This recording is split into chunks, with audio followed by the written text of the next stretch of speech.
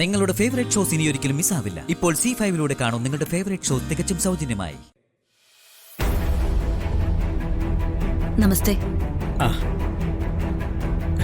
വാമോനെ.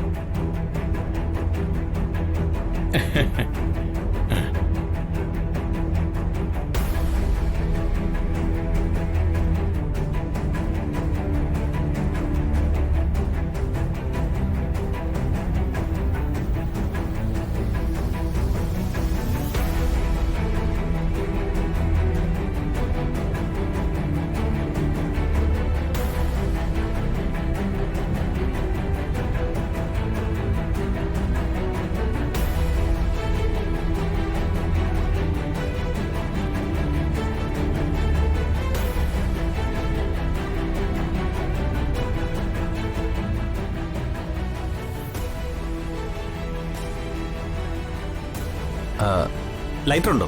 തീപ്പെട്ടി, മാച്ചസ്. കോടതി കോമ്പൗണ്ടിൽ സിഗരറ്റ് വലിക്കാൻ പാടില്ല. അതാ ഞാനിങ്ങ് ഓടി വന്നത്.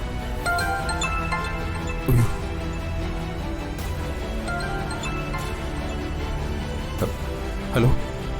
U bloody stupids! എന്ത് മണ്ടാങ്കട്ടയാണ് നീയൊക്കെ പറയുന്നത്? വണ്ടിയിൽ ആരുമില്ല, അതൊരു ട്രാപ്പ് ആയിരുന്നു. അയ്യോ, ആ വേണു വക്കീല് നമ്മളെ പറ്റിച്ചു. അയ്യോ.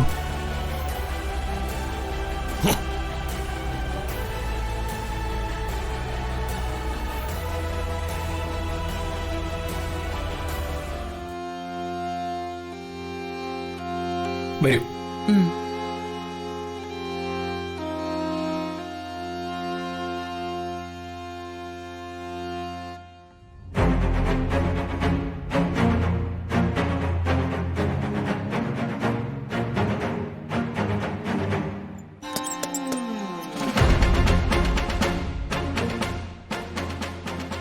സാറെവിടെ? ഞങ്ങൾ ഇവിടെ എത്തിയിട്ട് പോയി. സാരമില്ല, മജിസ്ട്രേറ്റിനോട് കാര്യങ്ങൾ പറയാനാ. വരൂ, കമാ. ആ, വാ.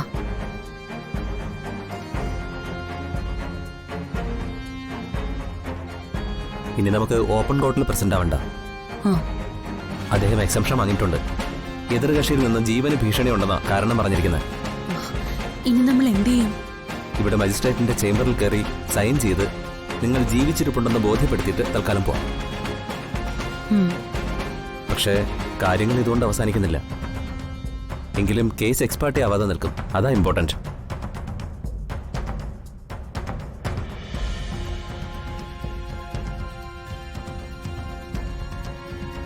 നീ എത്തിയല്ലേ? അപ്പോ ഞങ്ങൾ ഇനിയും വരേണ്ടി വരുമോ? വരേണ്ടി വരും. വേണമെങ്കിൽ നമുക്ക് പ്രൊട്ടക്ഷന് വേണ്ടിയുള്ള പെറ്റീഷൻ ഫയൽ ചെയ്യാം. കോടതി എതിർകക്ഷിയെ താക്കീത് ചെയ്യും. നമുക്ക് പ്രൊട്ടക്ഷൻ ഓർഡർ ഇടും. അതൊക്കെ പക്ഷേ നേർക്കുനേർ നിന്ന് ചെയ്യേണ്ട കാര്യങ്ങളാണ്. വേണ്ട സാർ, അതൊക്കെ വലിയ പ്രശ്നങ്ങളുണ്ടാക്കും. എന്റെ അനുജത്തിമാർക്കും ഈ കുഞ്ഞിനും അത് അപകടം വരുത്താനേ സഹായിക്കൂ. അങ്ങനെയൊക്കെ ഭയപ്പെടാമോ? ഇത് വെള്ളരിക്കപ്പെട്ടണമൊന്നും അല്ലല്ലോ. വരൂ, ചേംബറിൽ ചെന്ന് സ്റ്റേറ്റ്മെന്റ് കൊടുക്കാം. അദ്ദേഹം കാണാൻ അനുവാദം തന്നിട്ടുണ്ട്. ചെല്ലു. വരൂ.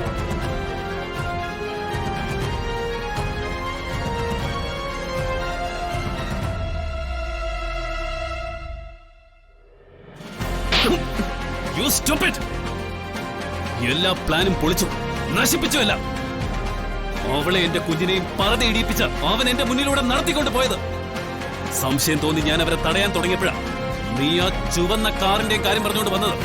സോറി സർ, അയാൾ ഫോണിൽ കൂടെ അത് പറയുന്നത് കേട്ടിട്ടാ ഞാൻ. എന്നാൽ കേട്ടത് തെറ്റ്. അവൻ നിന്നെ ഒരു ആയുധമാക്കിയതാ, എന്നെ അടിക്കാൻ. എന്നാ നിങ്ങൾ പറഞ്ഞിട്ടവരെല്ലാം പോയി പരിശോധിക്കട്ടെ സർ. എന്തിന്? ആട് കിടന്നിടത്തൊരു പൂട പോലും കാണില്ല ഇപ്പോ. അവര് വന്നു, കാര്യം നടത്തി, അവരുടെ വഴിക്ക് പോയി. ഇനി വല്ല പറതയിട്ട സ്ത്രീകളെയും പോയി പരിശോധിക്കാൻ ചെന്ന മതവികാരം വ്രണപ്പെടുത്തിയെന്ന കുറ്റത്തിന് ജയിലിൽ കിടക്കും.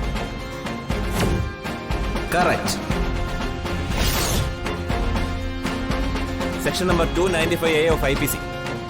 അതിന്നൊക്കെ ഊരി വരാൻ വലിയ പാടാ.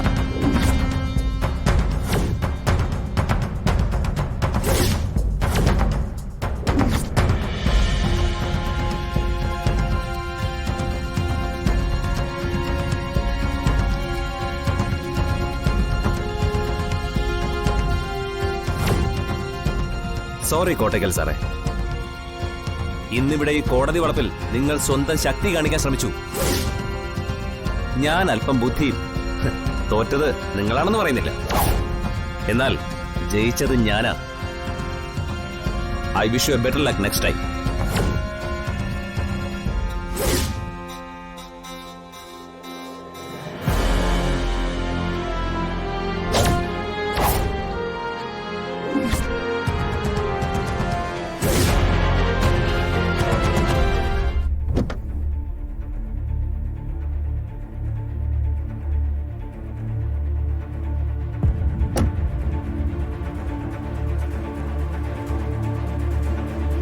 അവള് വന്നു അല്ലേ?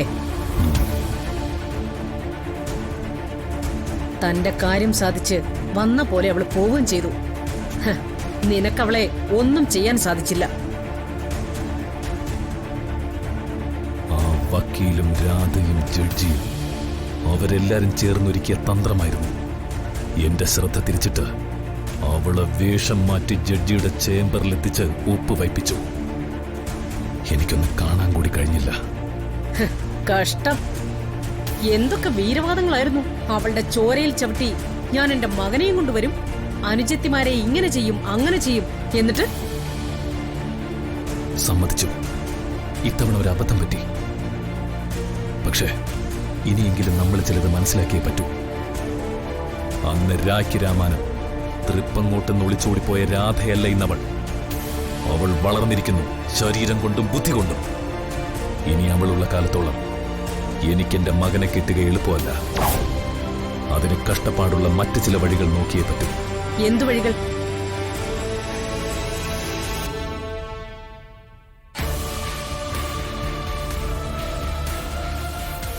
നേരിട്ട് ഞാൻ തന്നെ ഇറങ്ങിച്ചെല്ലേണ്ട വഴികൾ. അവൾ ഈ നഗരത്തിലുണ്ടെന്നുള്ളത് തീർച്ച.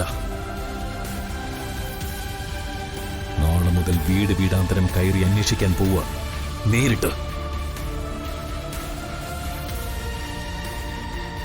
കൊള്ളാം. ലോക്കൽ പോലീസിന്റെ പണി നിന്നെ പോലൊരുത്തൻ ചെയ്യാൻ പോകുന്നു.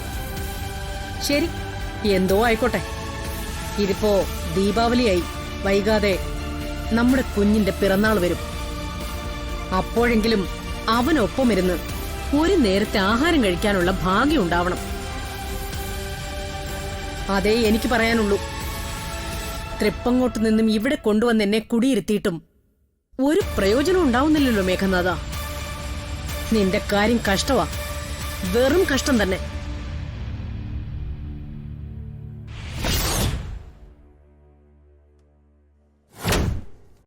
ഡൗൺലോഡ് ചെയ്യൂ C5 ആപ്പ്. കാണൂ എല്ലാ എപ്പിസോഡുകളും സൗജന്യമായി.